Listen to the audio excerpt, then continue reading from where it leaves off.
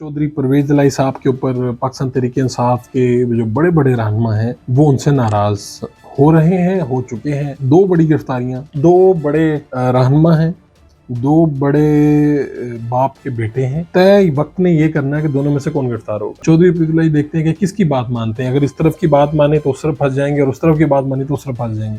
ऐसे में उनकी सियासत का कड़ा इम्तिहान है।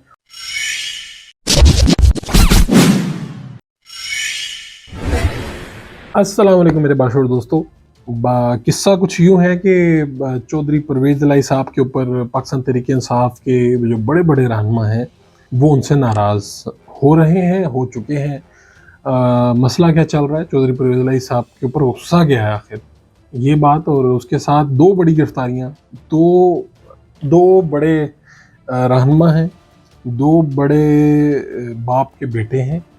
अब तय वक्त ने ये करना है कि दोनों में से कौन गिरफ्तार होगा। इसी की तफसील आज की वीडियो में बयान करते हैं। सबसे पहले तो परवेज इलाही साहब और फिर मैं दो बड़ी गिरफ्तारियों को बताऊंगा आपको और ऐसे सिग्नल दूंगा कि आप डायरेक्ट उन तक पहुंच जाएंगे। चौधरी परवेज इलाही साहब पे लोगों को पाकिस्तान तहरीक इंसाफ का भी जलसा हुआ गुजरात में, वहाँ पर मकामी क़यादत बहुत नाराज़ नज़र आई। ख़ासतौर पर पाकिस्तान तहरीक इंसाफ के दरमियान में हमाद अजहर साहब, अगर आपने नोट किया हो तो आपको स्टेज पर नज़र नहीं आए। वो पंजाब के जनरल सेक्रेटरी हैं, हालांकि उनसे जो छोटे या उनसे नीचे वाले जो सबऑर्डिनेट कह लें या पार्टी के अहदेदार कह लें, वो लोग आपको स्टेज के ऊपर नज़र आए, लेकिन हमाद अजहर आपको नज़र नहीं आए। पाकिस्तान तहरीक इंसाफ के जो वहाँ पे मुकामी रहनुमा हैं, वहाँ के सदर हैं सरवर सलीम जोड़ा साहब, उसके अलावा बेशुमार लोग पाकिस्तान तहरीक इंसाफ के लोग वो नाराज़ थे, क्योंकि काफली ये जलसा था पाकिस्तान तहरीक इंसाफ, इसमें क्राउड था सारा पाकिस्तान तहरीक इंसाफ का, इसमें जो थीम था पाकिस्तान तहरीक इंसाफ का था, पाकिस्तान तहरीक इंसाफ के शेड्यूल में था, पाकिस्तान तहरीक इंसाफ के चेयरमैन ने ये खिताब करना था, किया, लेकिन इसको वो कहते हैं हाईजैक कर लिया काफली ने, उन्होंने अपने खाते में डाल दिया इसे। इसमें भी कोई शक नहीं कि गुजरात में हो रहा था, इसमें भी कोई शक नहीं कि वज़ीर आला पंजाब जो है चौधरी परवेज इलाही, लेकिन पाकिस्तान तहरीक इंसाफ के लोग ये समझते हैं कि उनको जो शेयर मिलना चाहिए था इस जलसे में, जो इज्जत और एहतराम मिलना चाहिए था, वो नहीं मिला।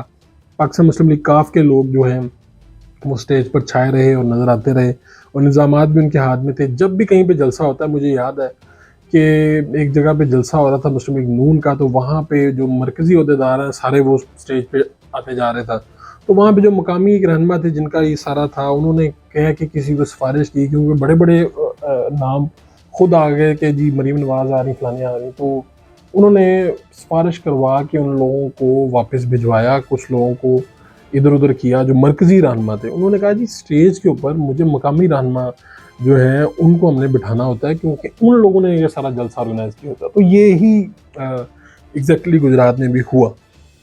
फिर चौधरी मोहम्मद इलाही साहब के सारे इंतजामात थे और लोग सारे उनकी बात को फॉलो कर रहे थे। यहाँ पर तहरीक इंसाफ के जो लोग थे वो सारी उनकी इजाज़त से उनको आने का था, जो नाम उन्होंने दिए थे वही लोग स्टेज पर आ सकते थे। इसके ऊपर बड़ी तलक कलामी और कशीदगी वहाँ पर होती रही, लेकिन असल गुस्सा ये नहीं है, ये तो एक शामिल हो जाती है ना जब आपको गुस्सा आता है।